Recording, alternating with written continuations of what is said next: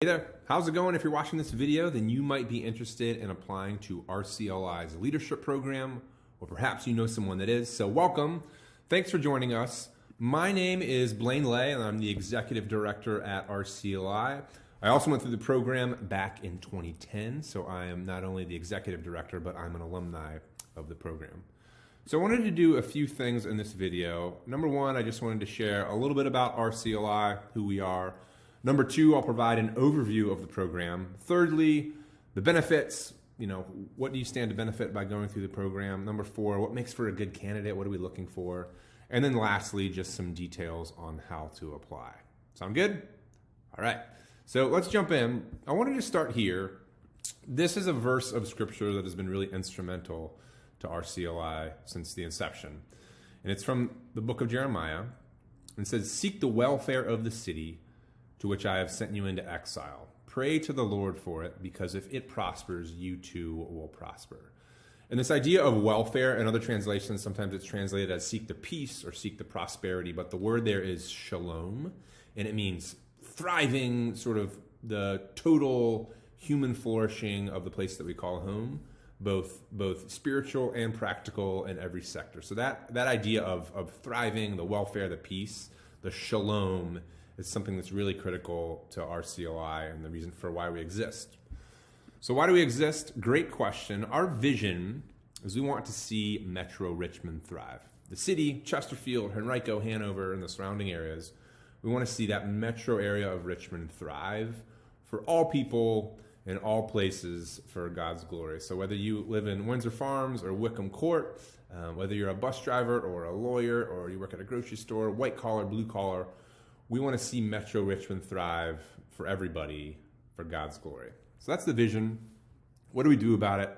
We exist to equip Christian leaders to pursue the welfare, that shalom of Metro Richmond together. So this isn't a journey that you do by yourself. It's something that we're all doing together. And we equip leaders with information and resources and relationships and experiences to equip them to better pursue the welfare, the thriving of Metro Richmond.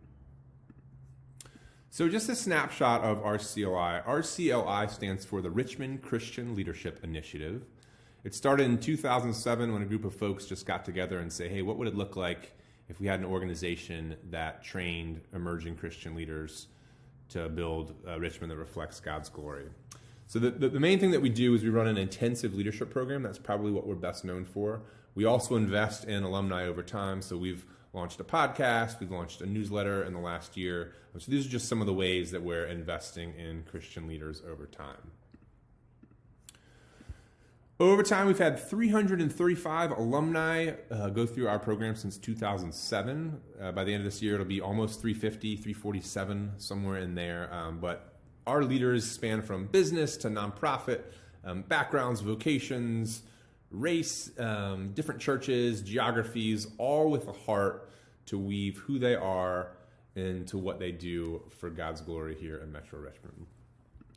Just a snapshot of some of the kinds of folks that have gone through our program. Janet Kelly works in foster care and adoption. David Bailey does work in racial reconciliation here in Richmond and nationally. Jesse Kell works in education. He leads a small Christian school that cultivates hearts and minds of our city's children. Nicole Mason left her work as a therapist. She started her own commercial cleaning business. Andre Addison serves on city council in Richmond City. Adrian Wright works, we're calling it nonprofit innovation, where she's working to create a co-working space for nonprofits here in the Richmond region. So this is just a snapshot of some of the kinds of people that go through our program. We obviously have hundreds that have done it, so this is just a few of those, just to give you a taste of what folks do after they go through our program. So if you're interested in applying, I wanted to talk about some of the questions that you might be asking. So way back when I applied for the program, I had a similar set of questions. I think it goes a little bit something like this, where there's questions that you might be asking about yourself. How am I unique? How am I gifted? What is God doing in my life? Where am I going? So there's a lot of those kind of inward sort of questions. But then there was the outward questions of what's happening out there in the world? What's happening in Richmond? What do I need to know about what's happening out there And then I think in the mix of that, there's almost the upward question of like, well, what is God doing? Who is he? What do I need to know? And I think there might be a bunch of other questions related to that, right? Like, how do I think about faith and work? Who else is doing these kinds of things? And I think all of those questions are really sorting through the intersection of who is God? Who has he made me to be? What's happening in the world out there? And how do all these things intersect? If any of those questions resonate with you, then you might be a great candidate for our program. So let me tell you a little bit about the program itself. So here's an overview of the leadership program. So the audience for our leadership program is intended for emerging leaders. So that's in their mid-20s to their early 40s. There's not a hard number, but looking for folks in the early to middle stage of their career. So it's a 9-month program that starts in September and runs through May. It meets one time a month in person.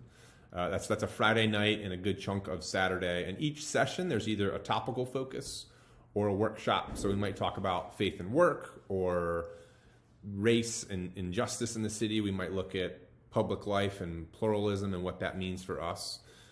Each session features exercises, expert speakers, discussions. Sometimes it might be a pastor, a business leader, a subject matter expert, but someone that can speak with some authority and give us some insight on that particular topic.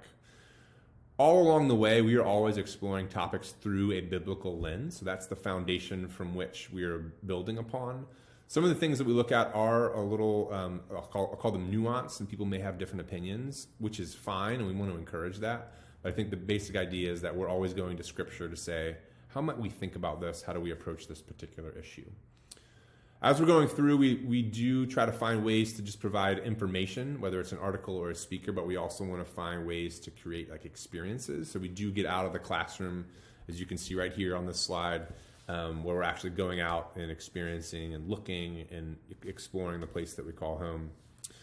There are assignments in between these live monthly meetings, which I'll speak to in a little bit, but there are, an article, a podcast, readings, those kinds of things. And then there's also a set of leadership assignments where you're learning about yourself in between each session as a part of I'll call it like the homework in between. Another thing that's really important to us is what I'll call connection across difference. So each class is comprised of folks from different churches, different racial, ethnic backgrounds, different vocations, different political beliefs, different geographies, and even just different wiring. Some people may be more heart-oriented, others might be more heady.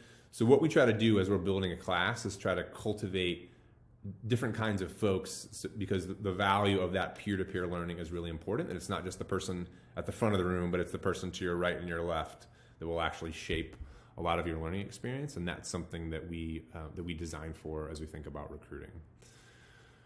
The cost is $750. I'll speak a little bit more about that later, but this just gives you a snapshot of what the program is. So let me dive into a couple more nuts and bolts in terms of the program itself.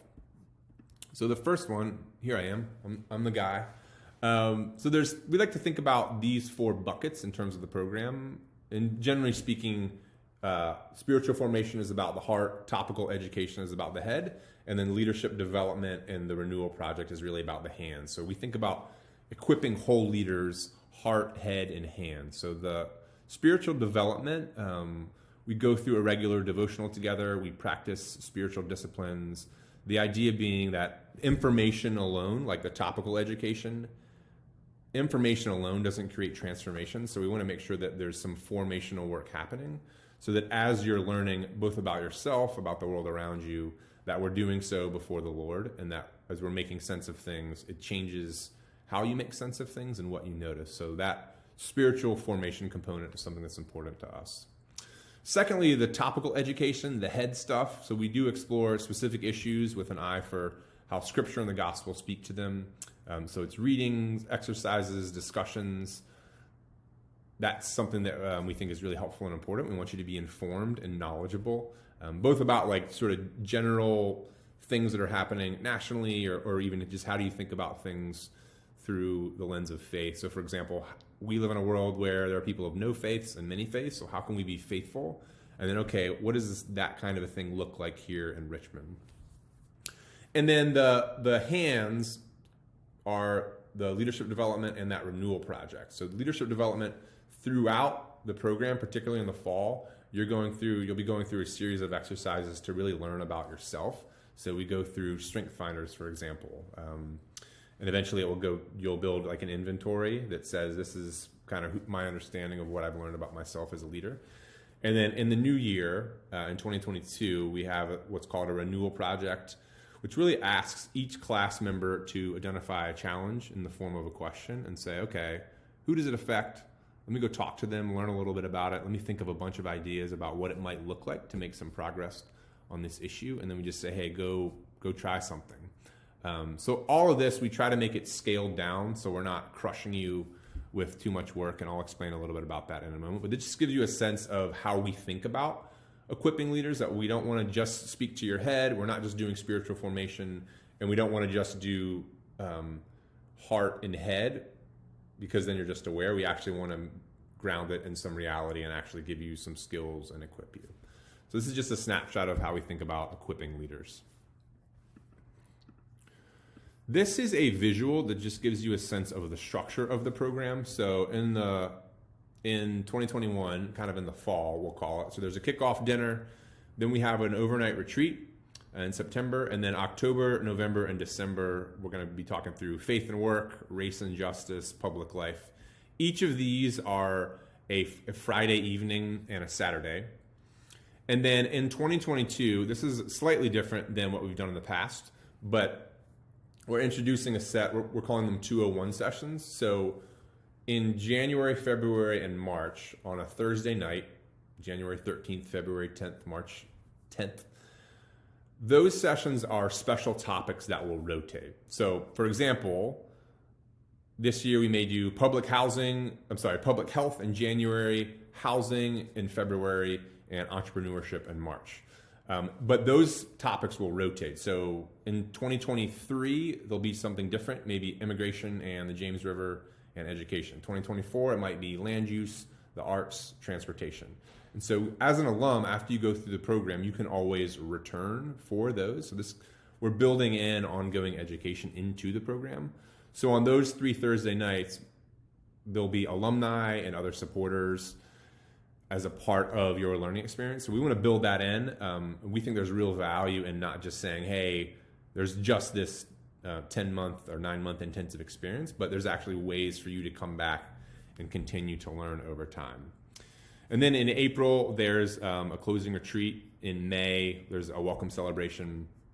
And then in January, February, and March, on those Saturdays are where we will be doing a lot of our project work. So we're going to have 3 dedicated Saturdays to go through the project together. So this is just a snapshot of what the program structure looks like over time. If you're a visual person, hopefully this is helpful.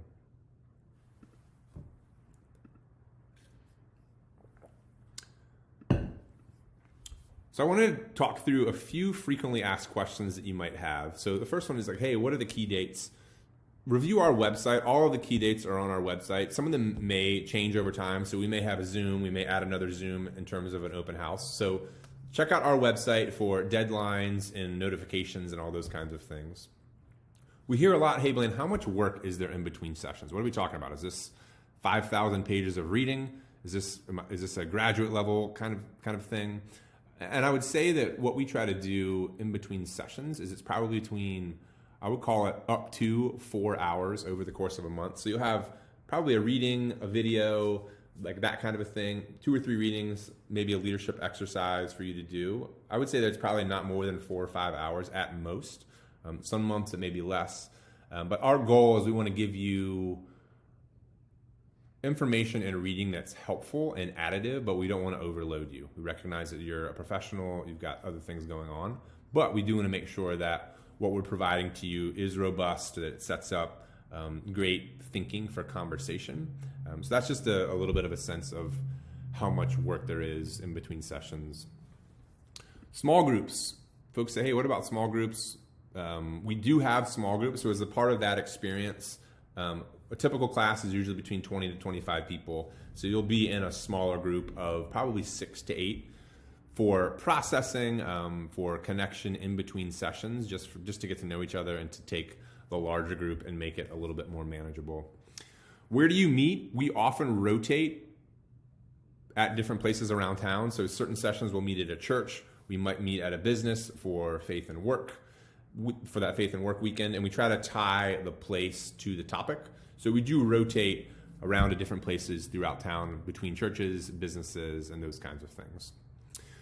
Tell me about the project. I think when people hear project, sometimes it can be, oh gosh, that sounds like a lot.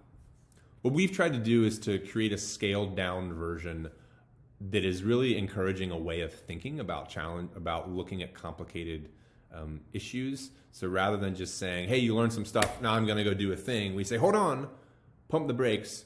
We just want you to ask a question that sparks inquiry. So for example, some of the folks in the class right now are looking at, how might we support people that are welcoming immigrants? How might we be a neighbor in a way that isn't performative? How might we cultivate prayer as a community? How might we better support parents in Richmond Public Schools? How might we reclaim fatherhood in an age of self-fulfillment? So this just gives you a little bit of a sense of the kinds of questions that folks are looking at and thinking through. And rather than saying, just pick something, go do a thing, we want to say, ask a question. Okay, who does it affect? Let's think about the different kinds of people. Then let's go talk to them. Let's do a little bit of research, kind of the qualitative kind of research. And then we'll come back and say, okay, let's think of a bunch of ideas. Let's pick one. Let's go test it out. The biggest time in terms of time in between session is that February timeframe where we say, okay, you've identified some folks. Now we want you to go do a little bit of research. That probably, that month in February is probably, I would say, between 10, maybe 15 hours just in terms of just talking to folks. That's probably the heaviest lift in terms of the project component. But I just wanted to give you a sense of what that project actually entails. If you're like, oh gosh, I may not be able to take something else on. We try to make it scaled so that it's meaningful for you, that it's an environment that is safe where you can make some mistakes, and that you're actually working on something that means something to you, that you may actually implement practically over time. So that's just a little quick note on the project itself. A word on tuition. So tuition is $750. Partial scholarships are available. That is very normal. We ask that you make a $200 deposit by the August welcome dinner, and then the tuition balance is due by September 30th. So payment plans are also available. That's very normal as well. I know that when I went through the program, I was on a payment plan. It might be monthly, it might be quarterly, but we just ask that money doesn't become a barrier for you as you think about applying for the program, and the decision about the program is in no way tied to whether or not you're able to pay the full tuition. So let us know. Often, an employer, a church, folks in your world, in your life may be willing to support you in some way. So there are a lot of creative ways to think about paying tuition. This $750 only covers a portion of the cost for the program as a whole. We try to keep the cost affordable and accessible so that we can draw from a wide range of folks and not have costs be overly prohibitive. So that's just a quick note on the cost there. All right, program benefits. You're like, Blaine, sounds good. I'm still on the fence, or I'm thinking about it. What could I stand to gain from the program? So number one, you'll gain a deeper understanding of the gospel. So the thing that we'll do the first weekend and that we weave throughout the program as a whole is just this sense of the bigness and the totality of the gospel, that it does have implications for you and I when we die, but it also has some very real implications for our life together at work, our life here in Metro Richmond. So that's something that we talk through, that we really lay the framework for in the beginning, and that we return to as we go. Secondly, you'll have a chance to learn about yourself, your gifts, your skills, your interests, and that comes both in the exercises that we do, through the discussions, and a lot of times just in conversation with other folks in the program. We try to create an environment where it's okay to be a little bit vulnerable, and that we build trust by doing that. And I think oftentimes, particularly in a more, I'll call it like in a private context at your work, sometimes it's harder to do some of that professional growth, that spiritual growth, because it might not be easy to really be yourself. So we try to create an environment where that's possible. Thirdly, you can learn about Metro Richmond. So you'll come out of our program and you just know more about Richmond, about the issues here, about the things that are happening. You'll know people, organizations. We think that that's really important and really valuable as we think about being faithful to the place we call home through the work that we're doing. Number 4, you're going to build your skills through the renewal project that I've talked about. So you're not just going to have like an awareness of yourself and awareness of your Richmond, or it could be your Richmond. But you're actually going to be able to roll up your sleeves and try some things and build some skills and build some confidence through that project component there at the end. And then lastly, you'll join a community of like-minded people. So there are a lot of people that want to see God's glory come to Metro Richmond from all walks of life. So there is a big value of that connection across difference from different churches, different pockets of town, racial and ethnic differences. People are just wired different ways, different like politics, different ways we see things. You're going to build a network across all these different pockets, and the thing that is uniting us is a faith in Christ and a love for Richmond. And so a lot of times I talk about the program not as a finish line to an experience, but actually you'll be welcomed into this community of like-minded people. So what makes for a good candidate? Another way of saying this is, hey, what are you guys looking for? Number 1, we're looking for people that are following Christ, that Jesus is central to their life, how they see the world. Our target in terms of the age range is, again, from the mid-20s to early 40s. There's not a hard line, but we want folks that are in their early career and that middle stage of their career. Do you have time and margin in your life? So some folks say, oh gosh, Blaine, I'm going back to school, or I have a child on the way, or I'm just slammed. You may not have the margin or the time in your life to engage well. I think that a lot of the work is actually really enjoyable and really fun, but we just ask that you discern, do you actually have the margin to engage well? And that may change, if you're thinking about applying and you're watching this video, that may change a week from now or 2 weeks from now. So we just ask that you discern as best you can what that might look like over the next year. Another characteristic is just openness. Are you willing to learn new things, explore ideas? Do you want to be challenged? Do you want to meet new people? Do you have kind of the drive to learn, to grow? Are you open and flexible? Another one is just the capacity for leadership or influence in your organization or your community. That's a really broad one. We think everyone has some capacity for influence and leadership, so that's something that we look at. But it's not a hard thing that we're saying everyone needs to be the president of their company. It's really just saying, hey, does this person have some capacity for influence? Self-awareness and emotional intelligence. A lot of the experience of the program is conversational, so we're looking for folks that have some of those conversational skills, are able to listen, are able to show up in conversation. So that's something that we think is really important as we're recruiting. And then lastly, more in terms of the macro sense of the class, we want to reflect Metro Richmond, and so we're looking to build a class, again, talking about that connection across difference that's racially, ethnically, and culturally diverse, because we think that makes the conversation a lot richer.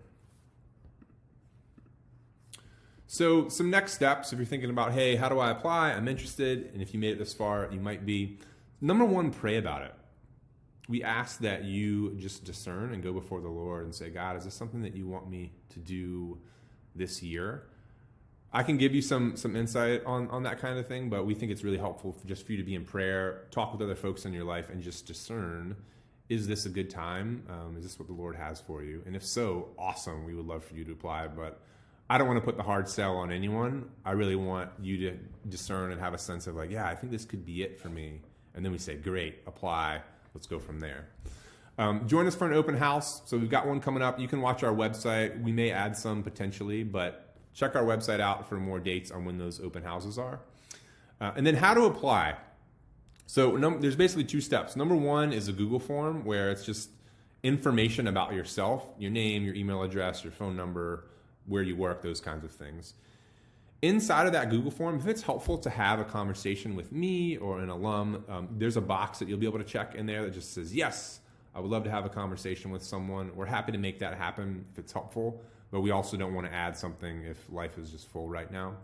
And then secondly, if you're interested in getting a little bit more information about tuition assistance, you can indicate it there inside of that Google form. So that's the first thing, complete that Google form. And then the second step is answer a set of short answer questions. So on our website, you can download download the Word doc, and it's 7 questions. Think about this as short answer, paragraph style, and it's really intended for us to learn a little bit more about you, get a sense of your experience, and often we'll have a good sense of whether or not someone's a good fit for the program after that short answer question. So that said, if it's helpful to have a conversation, feel free to reach out to us. You can indicate on the information form there. We may reach out to you if we have any additional questions, but it's really a pretty simple process to apply to the program. So that is it from me. Thanks for checking out this video if you've made it this far. RCLI, I said this at the very beginning, but our desire is to see Metro Richmond thrive, to see the wholeness of everybody being able to flourish, to reflect God's goodness here in the place we call home, no matter where you're from or who you are. And I've got a conviction, I think, that coming out of COVID and just where we are in this moment that we find ourselves in, that there's going to be a unique window for people that are following Christ to serve and lead and build in order to serve God, to serve their neighbor, to build the Richmond that we hope will reflect the kingdom of God in some way. So that is it from me. Thanks for watching this video. If you do have any questions, feel free to reach out to me. My email is right here, blaine.lay@rcliweb.org. If you do have any questions, feel free to reach out, but we hope to hear from you soon. Thanks.